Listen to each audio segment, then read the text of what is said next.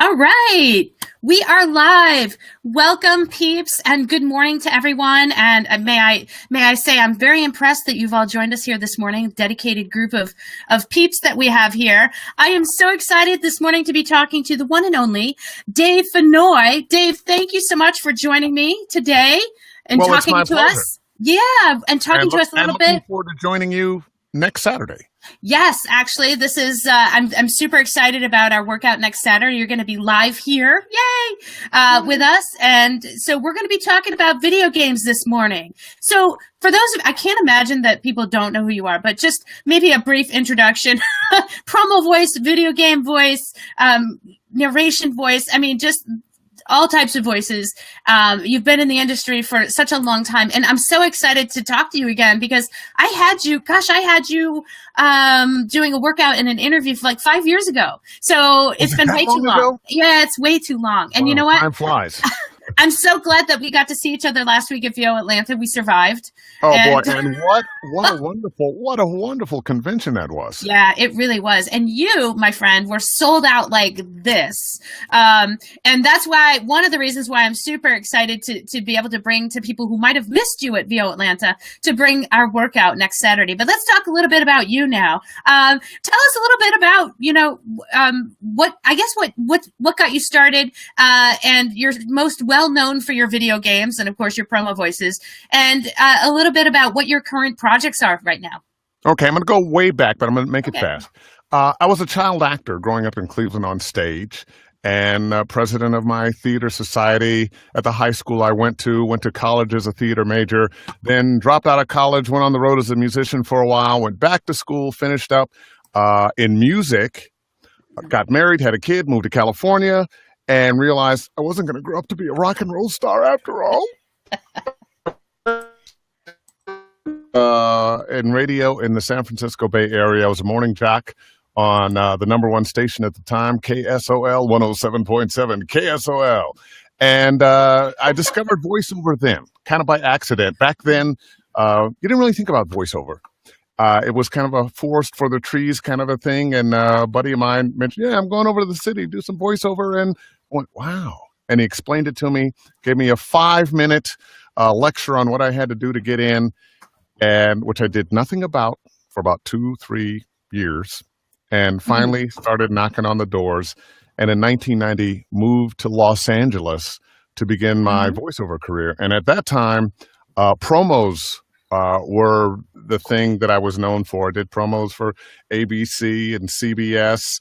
I've been a voice for the WB and SoapNet and a CNN from time to time in several stations around the country.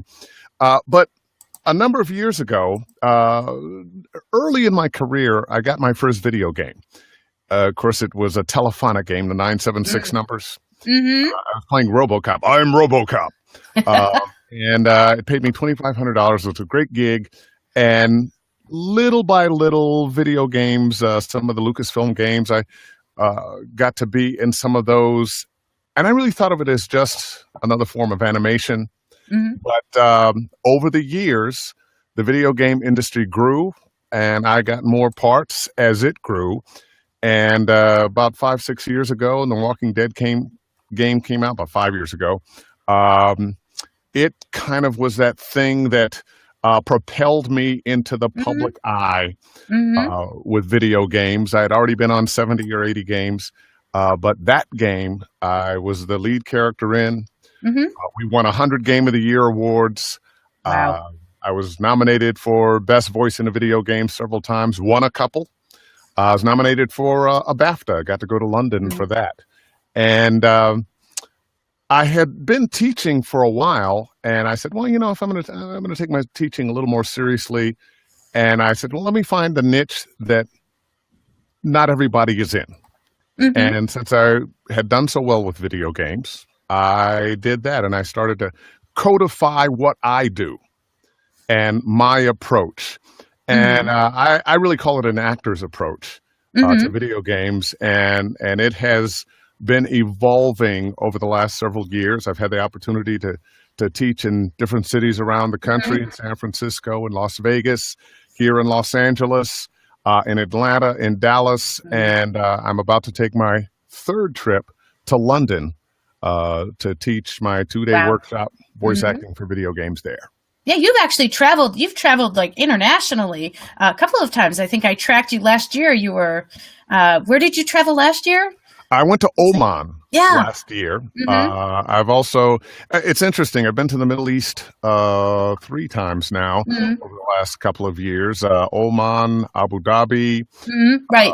Bahrain, Qatar, and I even got to go to the Maldives, which are little islands right in the middle of the Indian Ocean, to be a celebrity host for the World Series of Video Games. That's great. Because esports is a thing now. Sure, absolutely. We have people who are playing video games not only for fun but for profit.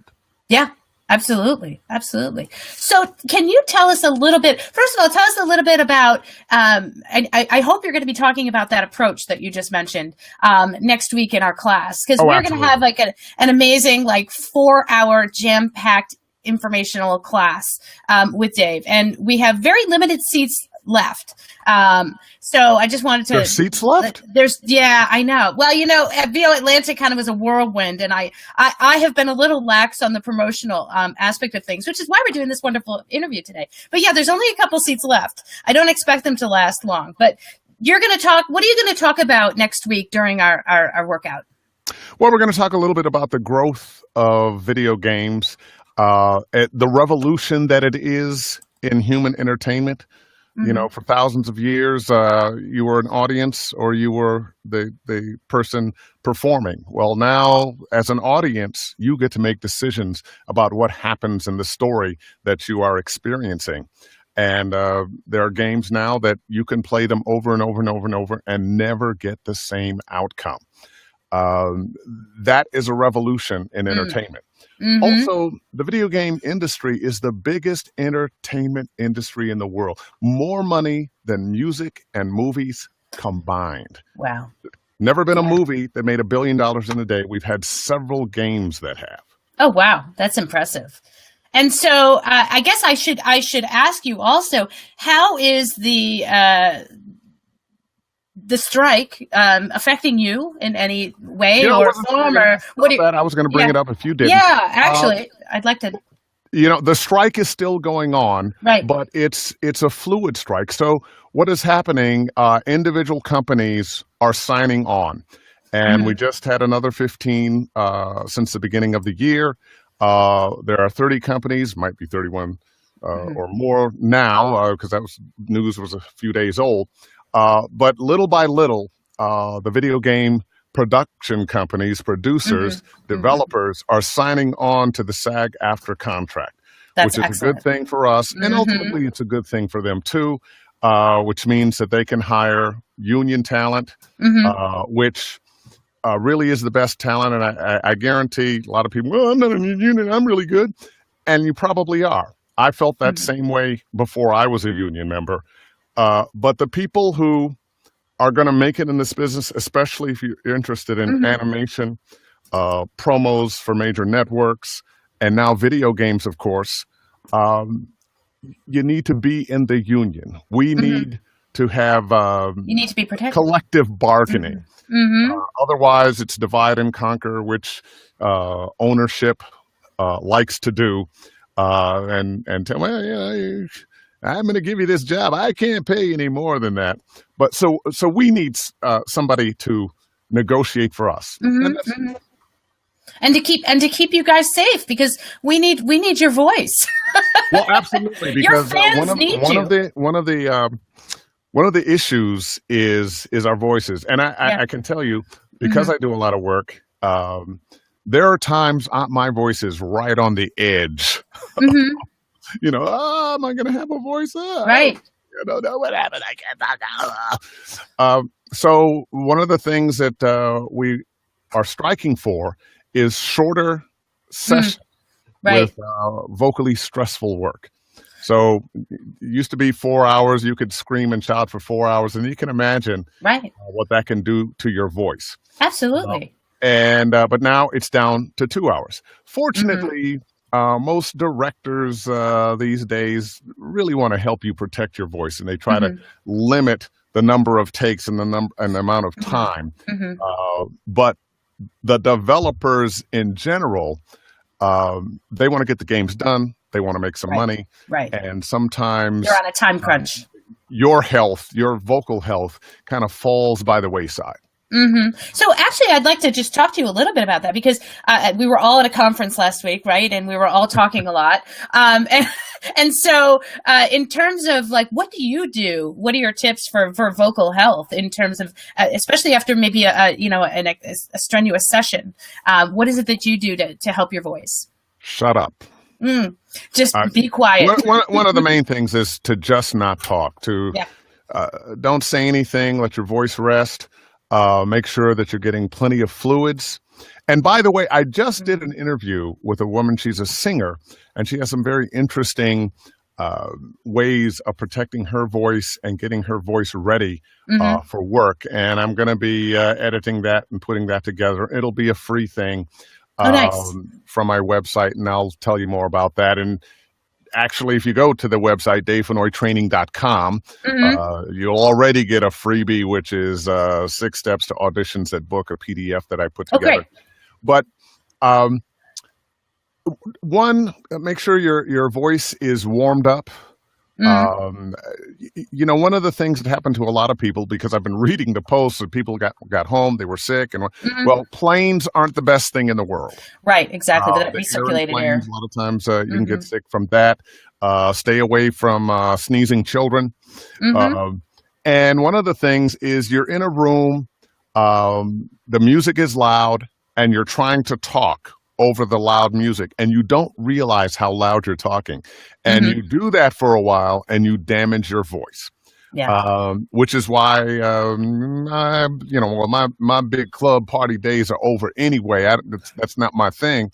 I go from time to time, but one of the things I like to do, if I'm going to have a conversation with somebody, I'm going to get as far away from the loud music as possible, so I can speak in normal tones. So you're not straining your voice. Actually, Monique has an excellent question here.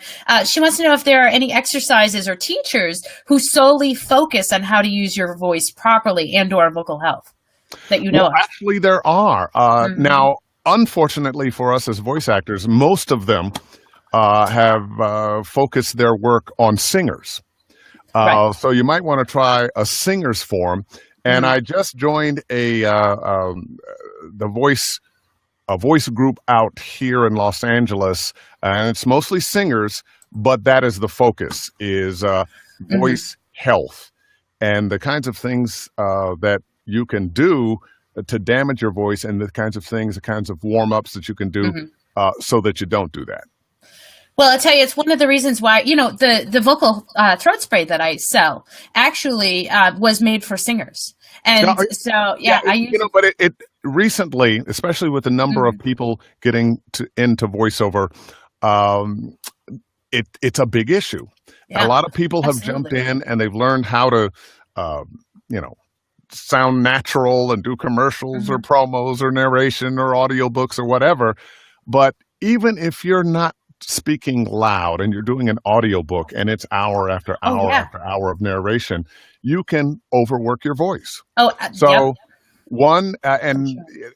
kind of like a muscle. On one hand, I think you have to build up to being able to do some of the things that we need to do, especially if you're working long form like narration or video games, where you're going to be loud and the dynamics change greatly. But yes, that vocal spray is great. Another thing I like, there's a loquat. It's a Chinese thing. It's basically honey, and loquat is very sweet, and it kind of coats your throat.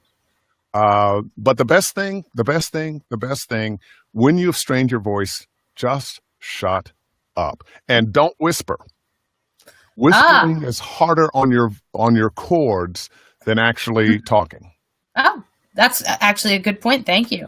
Any of you guys out there, by the way, thanks so much for joining us this morning. And Ganguza talking to the one and only Dave Fennoy. So if you guys have any questions, I can actually see them coming in through the comments section. So feel free to jot those down, and I will try to get all of your questions addressed with Dave. So again, I just want to talk about next week. We're going to talk a little bit about the acting method that your approach to video games next week. And I know that you've also got a promo class coming up, but we're going to focus solely on video games next week. And those of you that have signed up will be getting scripts a couple of days prior to the class from Dave. And are we going to be talking about character development? What other things will we be discussing next week? It's character development, but really it is how to, I call it, take the words off the page. If you're in theater, if you're on television, if you're in on film, you have a few things going for you. One, hopefully, especially on stage, you've had a lot of rehearsals. You've done your blocking, you're interacting with other actors. Same thing if you're on television, you've got your costume on, or one of my favorite lines is from, what's his name? Anyway, let the clothes do the acting. And you don't have any of that. You just have the words, a microphone, and 99% of the time you're working by yourself. So how do you bring life to these words? How do you make them really human instead of just saying the words in one particular, our emotions vary from sentence to sentence and sometimes within a sentence. The inner dialogue that goes on in our heads when we're having a conversation is one of my favorite things to talk about the date, and the guys go, oh, you look great. Oh, have a little this, have a little that. I'm so glad. I hope you like the restaurant. Meanwhile, there's another dialogue going on in his, damn, she looks good. Maybe I might get lucky tonight. And we all have that. Yeah. And you have to honor that in your character. And the only way to honor that is to really map out for yourself what is going on with this character, the person this character is talking to. What's that relationship? Is there trust? Is there not trust? Are you in charge, or is that character in charge of you? All those kinds of things. Right. What are you thinking? What are you feeling? What are you doing? And that relationship. And it's a mix of putting that all together, because the idea is for our performances to be as natural, as human as possible, even when you're playing a creature from the third dimension of the fourth world. Excellent. That was like a golden nugget right there. I had a couple of other people that were still asking questions on vocal health. We're all very concerned about our vocal health. And Nancy asked, how can you tell if your voice is getting tired? As an editor, she doesn't go past 3 hours. One of the things that starts happening is you can start getting a little rasp in your throat. Places that you ordinarily would go when you're speaking, because there's a song to all of our voices, and you're reading, you're performing, and now you can't get to the upper or some lower levels in the music of your voice.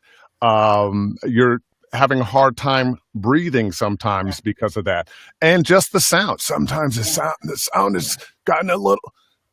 That's how you know. Or sometimes it could be pain. Hopefully, it's not pain.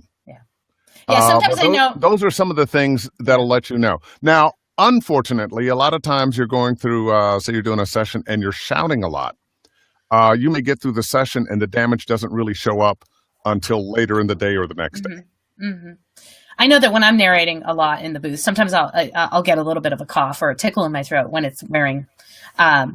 So that's how I know I'm getting tired. Excellent.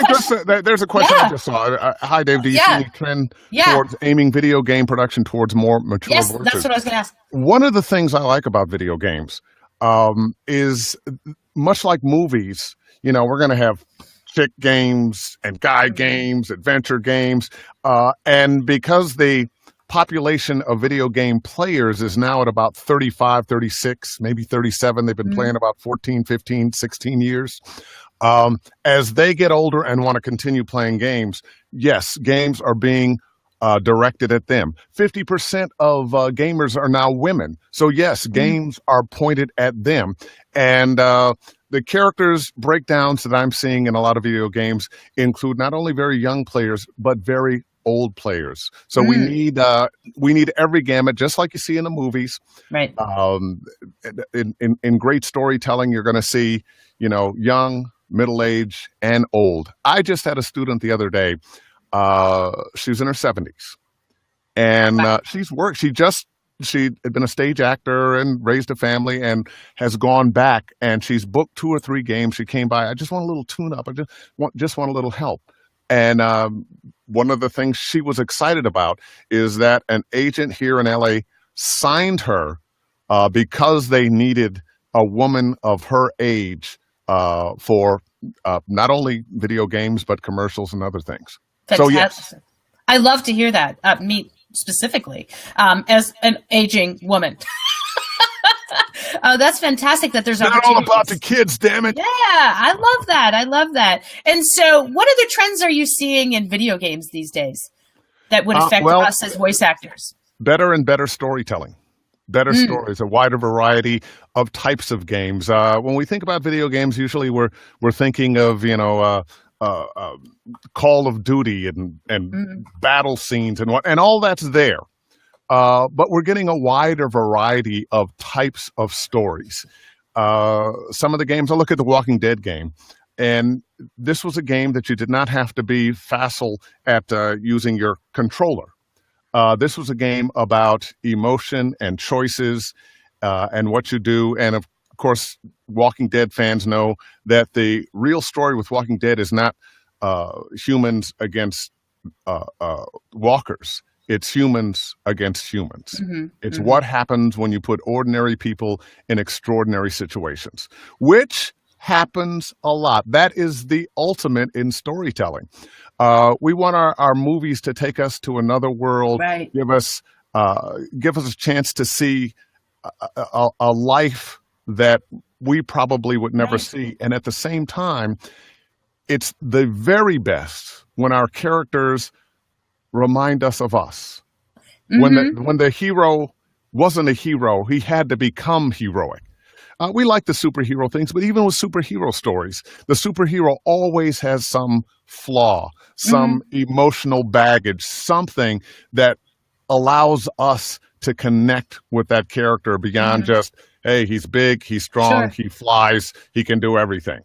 I love that, and it really is just, when you watch a good movie and it's changed your life in some way, that it's been thought provoking enough to help you to actually say, whoa, this has really made an impact on me. So I love that video games are going there and they're becoming more realistic and deeper stories that take us to other places, which I think is just fantastic.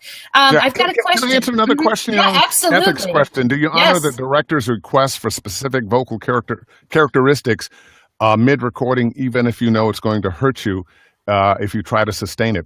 Well, you win the part that you're playing in your audition, and I would advise being careful about creating a voice print for a character that you cannot sustain.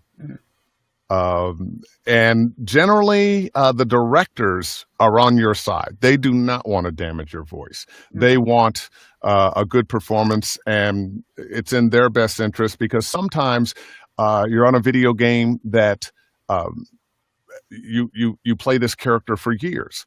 World of Warcraft, I've been Vol'jin for damn near a decade. So they want me to be able to come back and play that character in the same voice. So the director's probably not going to be the one who's pushing you too hard. There might be a producer in the room that he's looking only at his production, not necessarily at all the other elements like your vocal health. Right. We've got another question from Monique. Do you think the ability to tell a story is decreasing due to the increase of texting or electronic communication? Wow. Now, that's a conversation I've had with a number of people. I just did this wasn't a video game job. This was a industrial job. And it was a company that was training its new hires how to speak with other human beings. Oh. Because there are a certain group of people younger who have grown up texting, they've grown up with the screen. Some of them haven't really learned how to communicate one-on-one and get very nervous. And unfortunately, it hurts them when they go into business and they have to make a presentation and they have to talk. And you get that person, hi, I'm going to shake your hand, and they're looking this way, and you can just see the inner dialogue is I really don't want to talk to you. I'm very uncomfortable. Do I have to answer these questions? Couldn't I just text you this information? Right. So that's a challenge now, societal wide, and that I'm not sure how we address it. I'm not sure if it's a juggernaut that has, out there and we can't do anything about, but I hope we can, because I think that personal one-on-one communication and being able to talk to people is important, and it will always be important. That's fantastic. Actually, Lynn, you just asked the question that I was going to ask Dave. That's great. So we're thinking alike. So how do you think virtual reality is going to affect games? Well, I've done a few virtual reality games. I think it improves the storytelling. The gamer who puts on those glasses, and now when he's, say, playing as that character or one of the characters, when he looks up, he sees the sky and the birds. When he looks down, he sees the ground or the edge of that cliff. When he looks around, he can see everything going on in the battle. It just brings more life to what we're doing. Yeah. And I'm actually very interested in that, being a very early adopter of virtual reality. So I think that's really exciting in the realm of video games. And I think it's only going to the technology is going to get better. And I think that's going to give us all more opportunities. Absolutely. Thank you. Well, look, Dave, if there's no other questions, I don't want to take up too much of your time, but I do want to thank you so much for talking with us this morning. It's been wonderful. And I cannot wait until next Saturday. You guys, literally only a couple of spots left. Go to vopeeps.com. It is on Saturday, March 25th from 10 to 2. And we are live here in Orange County, and we are also accepting remote people through Zoom. So can I make one plug? Absolutely. You mentioned I am doing a webinar starting Monday the 20th. 6 p.m. If you are interested, you could be a participant. I think we have some more spots, or fly on the wall. Dave Fennoy, promoclass.com. And I am so looking forward to coming down to see you down there behind the orange curtain in Orange County, and I'm so excited. work one-on-one with some people. We'll go deep into the method, and we will be working with scripts. One of the things we'll do is we'll pick apart some copy and the kinds of how I want you to think. It's another way of thinking, and it all starts with this: our heart, our action, our relationship, as opposed to trying to start it here. And it sounds to me that even if we're not currently doing video games, that would be helpful, no matter what type of voiceover we're doing. You know what? Or we can come from our heart. Or what kind of acting you're doing, because it's all based on acting methods. Yeah. Well, thank you so much, Dave. Again, I'm super excited. You guys check out vopeeps.com if you want to sign up. And Dave, you have a wonderful rest of your weekend. Thank you so much. Peeps, love you guys. Thank you so much for joining us, and we'll see you soon. Mwah. Bye. Bye.